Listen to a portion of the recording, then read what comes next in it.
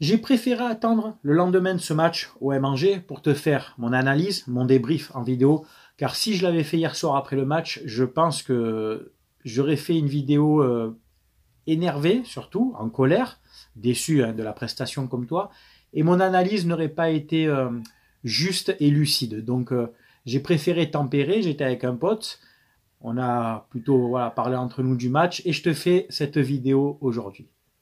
Salutations à toutes et à tous, Steve, supporter of Marseille. J'espère que vous allez bien. Si tu es nouveau sur ma chaîne, l'ensemble de mes abonnés, moi-même te souhaitons la bienvenue. Ici, on parle foot. On va débriefer, analyser ensemble ce match. OM, SCO d'Angers, 7e journée de Ligue 1. McDonald's, match nul à domicile de l'OM. Allez, c'est parti.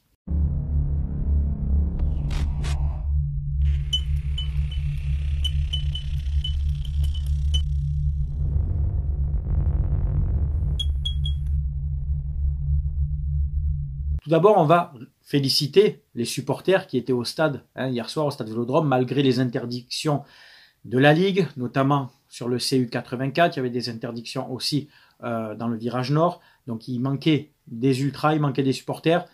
Il y avait quand même de l'ambiance, il y avait quand même des tifos, il y avait quand même de l'encouragement. Et malheureusement, tous ces supporters qui ont fait le déplacement hier au stade Vélodrome, de la famille et des amis qui y étaient, n'ont pu malheureusement voir qu'un pauvre match nul.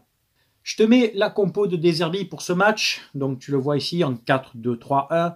Rulli dans les buts. La défense était Murillo, Balerdi, Cornelius, Garcia, qui trouvait une place de titulaire. Un arrière-gauche au poste d'arrière-gauche.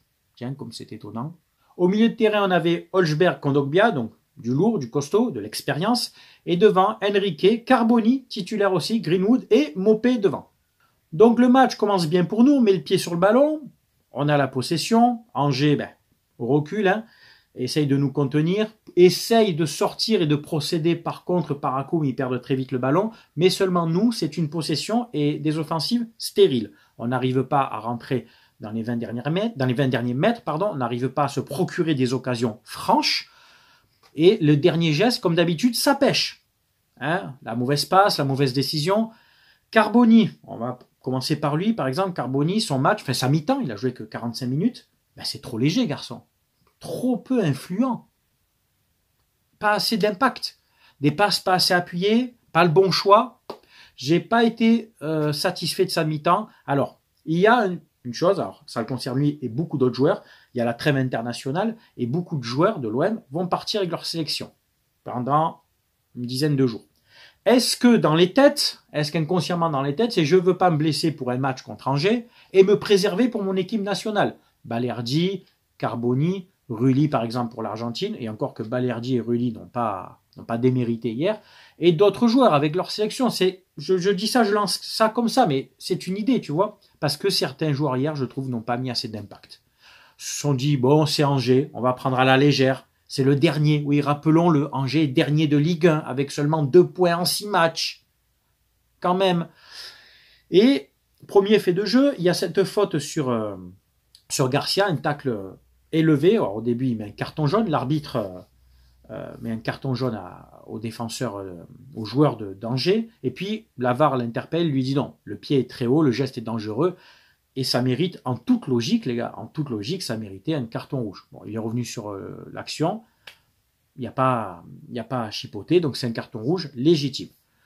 Peu de temps après, compensation sans doute, carton jaune, premier carton jaune pour Mopé. Parce que, c'est même pas un coup d'épaule, il s'est mis un peu devant la course du gardien, j'ai pas trop compris, le gardien d'Angers, pauvre merde, qui s'est laissé tomber, qui a roulé par terre, et ce jeune arbitre, d'ailleurs, ce très jeune arbitre, Lissorg, je crois, j'ai oublié son nom, un très très jeune arbitre de 33 ans, qui, depuis le début de l'année 2024, en est à son 6e match, où il officie, mais 6e match, tout compris, National 2, National 1, Ligue 2 et Ligue 1. Et dans ces 6 matchs, il officiait dans le bus de la VAR. Notamment, je fais une petite parenthèse, il était dans le bus de la VAR du match Lyon-OM. Je dis ça, je dis rien. Donc, hier, je pense que ce jeune arbitre s'est laissé dépasser. Il n'a pas géré du tout son match. Il a mis un carton jaune à Mopé pour une faute, c'est même pas de l'anti-jeu. Tu peux pas faire de l'anti-jeu sur un gardien à 100 mètres de tes buts, surtout que le gardien en rajoute. Et derrière, il lui met, 3 minutes après, un deuxième carton jaune qui pour moi aussi est très sévère. Car Mopé, avec le joueur d'Angers, vont tous les deux au contact du ballon. Mopé le prend même en premier et c'est le joueur d'Angers qui lui tape dans le pied. Carton jaune pour Mopé. Deuxième carton jaune, carton rouge, 0. Arbitrage 0. Il faut être complètement objectif, les gars. L'arbitrage, encore une fois, un jeune arbitre. Lamentable, ta mi-temps. Lamentable. Il a fait que siffler. Il a mis des cartons jaunes à tout va. Je profite que je parle de l'arbitrage, comme ça on ne dira pas que je suis mauvaise langue et que je suis qu'on est des pleureuses et tout ce que tu veux. D'ailleurs, les haters, je vous emmerde.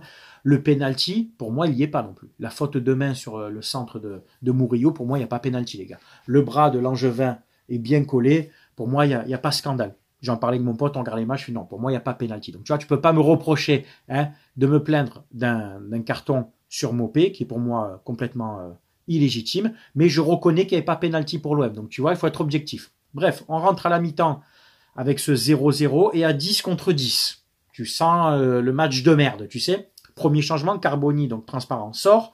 Et c'est Jonathan Rao qui rentre pour jouer donc devant.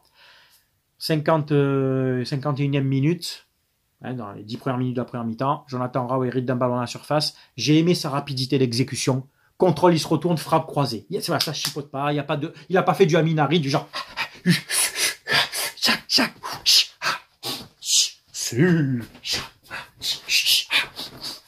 C'est bon, le match il est fini, Amine. Là, on est au décrassage là.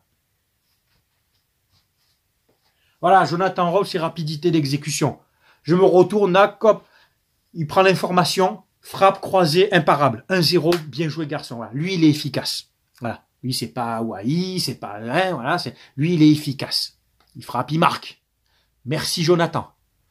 54e minute, coup franc pour Angers. Bon, le mur de l'OM, c'était un mur... il était solide, il a même pas sauté. Il bougeait pas, il était fixe.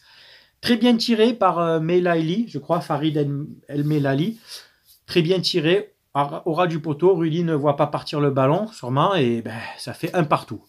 Ça fait chier, tu te dis, tu ouvres le score, bon, un partout. Après, c'était que la 54e, je crois, 55e. Ça va, tu te dis, tu as 40 minutes pour gagner contre Angers. Bon, ça va le faire, normalement. Il y a des changements qui se font. Wai remplace Luis Enrique, qui a été aussi très transparent, très décevant aussi, Luis Enrique.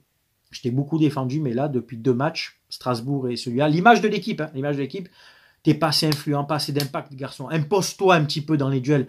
Provoque. Fais-toi plaisir, provoque. C'est pas assez.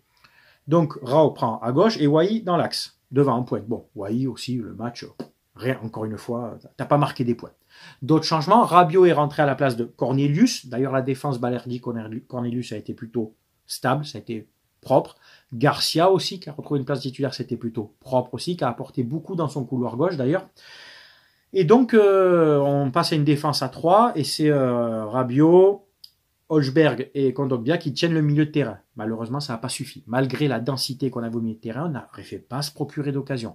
Il y a ce but refusé, donc très beau centre d'Ulysse Garcia, qui vraiment apporte une belle mentalité dans son couloir et de l'impact. Et Murillo, une belle tête un petit peu en reculant. Le gardien la touche, ça rentre, on était tous contents. J'ai dit, bon, ça y est, 2-1 et tout. Malheureusement, la VAR interpelle et il faut être juste. Les gars, on ne peut pas se plaindre. Tête, bras, c'est une main. Ça dévie le ballon de la main. Donc, malheureusement, il faut être objectif. Le but est légitimement refusé. Mais quand même, on ne peut pas, là, en deuxième mi-temps, se plaindre de l'arbitrage en deuxième mi-temps. But refusé, légitime. Penalty pour moi, il n'y a pas. Moi, je me plains vraiment, je te dis, j'insiste sur ce double carton sur Mopé. L'arbitre, là, très jeune dans sa tête, n'a pas géré sa première mi-temps. Je pense qu'il a dû se faire reprendre par ses compères, quoi. C'est les autres arbitres pourraient dire, là, tu te laisses déborder, garçon. Bref, c'est un autre sujet. D'autres changements encore. Brassier a remplacé après plus tard Ulysse Garcia pour faire vraiment une défense à 3 forte. Aminari a remplacé Murillo à la fin du match. À la 81e, bon, je te mets les remplacements ici si j'en ai oublié. Mais globalement, il ne s'est plus rien passé. Greenwood aussi. Greenwood, tu disparais de plus en plus, mon pote. De la provocation, des dribbles, mais c'est plus suffisant. C'est bien. T'as mis des buts en début de saison, c'est bien. Contre Strasbourg et Angers, qui sont des équipes plutôt modestes aussi, on ne te voit pas trop, tu vois. Ça devient délicat. Bon, est-ce qu'il faut sonner est-ce qu'il faut tirer, la sonnette d'alarme, les gars? On a 14 points en 7 matchs. Moyenne de 2 points par match. On est toujours sur le podium. À moins que Reims fasse un carton et qu'ils gagnent leur match et qu'ils reviennent avec nous au goal average, à égalité de points, on en sera troisième toujours à l'issue de cette journée. Par contre, si Paris et Monaco gagnent leur match, on aura 5 points de retard sur ces équipes-là. Et il n'y a que 34 journées, rappelez-vous. On joue que le championnat. Je ne comprends pas que ces joueurs-là ne donnent pas plus, surtout contre des équipes comme Angers, ou dans mon avant-match, j'exigeais un 4-0, je l'exigeais comme beaucoup de gens, et je suis déçu de l'équipe, de la prestation. Pas tellement du coaching, parce que Deserbi a voulu faire des choses, il a tenté, il a voulu forcer la victoire, hein. Il a fait des changements qui pour moi étaient cohérents, mais malheureusement, je vois qu'il y a des joueurs qui n'ont pas pris vraiment l'ampleur de l'importance qu'ils ont à jouer dans ce club. Vous n'êtes pas décisif, c'est pas assez, ce n'est pas assez. Alors est-ce que, si Mopé n'était pas sorti avec des si, tu me diras, mais est-ce que même à 10 contre 10, on doit se cacher derrière l'arbitrage? Non, on était à 10 contre 10, on était à nombre de joueurs égal, on ne peut pas se plaindre de ça, tu vois. C'est pas suffisant. Deuxième mi-temps, c'était vraiment pas suffisant. Donc c'est une déconvenue. C'est 2 points perdus à domicile contre le dernier dans la course au podium. Arrêtez de me parler de titres. Arrêtez de faire les Mohamed Eni. Je le cite, je m'en bats les couilles. Arrêtez de faire les Mohamed Eni. Arrêtez de faire, je vois certaines vidéos sur TikTok ou ailleurs sur d'autres réseaux de supporters devant la commanderie de mecs de 50 ans passés. Ouais, cette année, on nique tout. T'as 50 ans, mon pote, t'as pas de recul, t'as pas encore compris qu'il faut arrêter l'enflammade. Mais quand est-ce que pour certains, vous allez arrêter d'écouter des youtubeurs éclatés qui s'en battent les couilles, qui vous ressortent toujours la même sauce, hein, on joue le titre et on joue ci, on joue ça. Mais jusqu'à quand, combien de saisons vous allez encore être dans l'enflammade, comme ça, et dans l'analyse de l'instant, dans la culture de l'instant? Putain, une saison, c'est sur 34 journées. Qui joué le titre parce qu'on a tapé Lyon? Avec un peu de réussite? Putain, mais réveillez-vous, bordel! Arrêtez de suivre les Eni et d'autres, là. C'est bidon, tout ça. C'est scénarisé, c'est toujours pareil. Et d'autres, je dis, des gens qui se font filmer devant le stade ou devant la commanderie en mode, putain, des mecs de 45, 50 ans passés. Non, mais ça m'agace un peu parce que c'est toujours le même. Et après, vous êtes déçus ou on m'écrit en privé. Putain, si, putain, on est déçus. Mais arrêtez, réalisez un peu. Réalisez un peu. Ouvrez les yeux. Oh, on a fait mercato de Ligue 1. Arrêtez ces phrases-là. Putain, faites tourner la vidéo. Allez-y, faites tourner ce passage. Arrêtez de vous enflammer toujours pour rien dès qu'on gagne 2 matchs. Ça fait des années, c'est toujours pareil. On verra la mi-saison où on est. On fera un pré-bilan. Mais là, au bout de 5-6 journées, ça me parlait de jouer le titre. C'est prématuré. Et à chaque fois, c'est la même déception parce que, oh mais analysez le mercato un peu avec du recul. Moi, je suis plus agacé de la réaction des supporters, des fois, que de l'équipe. Chaque année, c'est la même. Chaque année, c'est la même. C'est incroyable. Je sais pas. Moi, j'ai 42 ans, ça fait plus de 30 ans que je suis cette équipe, j'ai commencé à avoir mon expérience. Prenez un peu de recul, bordel. Tu fais 1-1 contre Angers à domicile, tu veux jouer le titre? Maintenant, pour rattraper les points de retard, il va falloir faire des séries. Dans 2 semaines, il va falloir jouer à Montpellier. Après, on reçoit le PSG. Faut faire des séries si tu veux gagner des titres. Il n'y a pas de secret. À chaque fois qu'une équipe était championne de Ligue 1, elle fait des séries de 7-8 matchs d'affilée de victoire. T'engranges des points d'avance.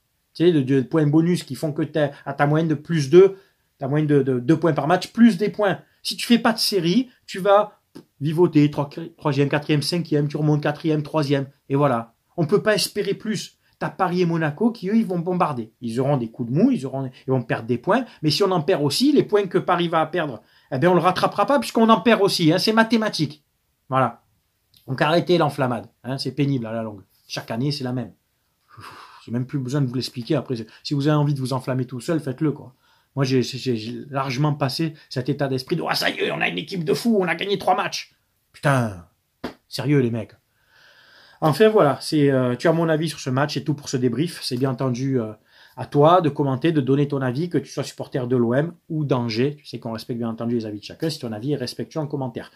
J'ai fait ce matin aussi, avec mes filles, le tirage au sort pour les adhérents ultra, vidéo réservée aux adhérents, supporters et ultra de la chaîne pour le tirage au sort. Pour le 7e maillot gagné sur la chaîne en 6 mois. Voilà, tu ne trouveras pas ça non plus ailleurs. Donc, adhère à la chaîne à 3,99 €. Tu seras inscrit chaque mois que tu es adhérent au tirage au sort. Et Une partie de l'argent de ton adhésion est reversée dans la cagnotte pour les 2 associations à qui je collabore depuis 4 ans.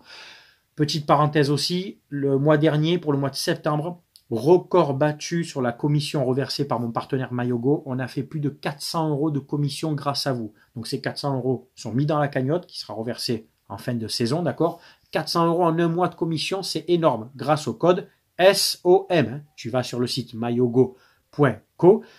Maillot de l'OM, les 125 ans. Maillot de cette année, maillot de l'année dernière, maillot vintage, équipe nationale, championnat européen, championnat d'Amérique du Sud, hommes, femmes, enfants, tu trouveras tout avec le code SOM, tu as 15% de réduction et 5% de ton panier est reversé en commission et moi je mets cette commission dans une cagnotte. Et je te dis, le mois dernier, 400 € de commission, c'est énorme. Voilà, record battu. Je pense que cette année, la cagnotte pour les associations va encore exploser et franchement, merci à vous. Et il y a aussi donc l'argent des adhésions au niveau supporter et ultra, n'oublie pas. Et puis, je te dis 7 maillots gagnés. Donc, celui qui a gagné le maillot, je t'invite, si tu es adhérent ultra, à aller voir la vidéo et voir si tu es l'heureux gagnant du 7e maillot. Tu me contactes en privé comme d'habitude. Voilà. C'est tout pour cette vidéo. J'espère qu'elle vous a plu. C'était Steve, supporter of Marseille. Portez-vous bien. Très bon week-end. On se dit à très bientôt. Ciao, ciao tout le monde.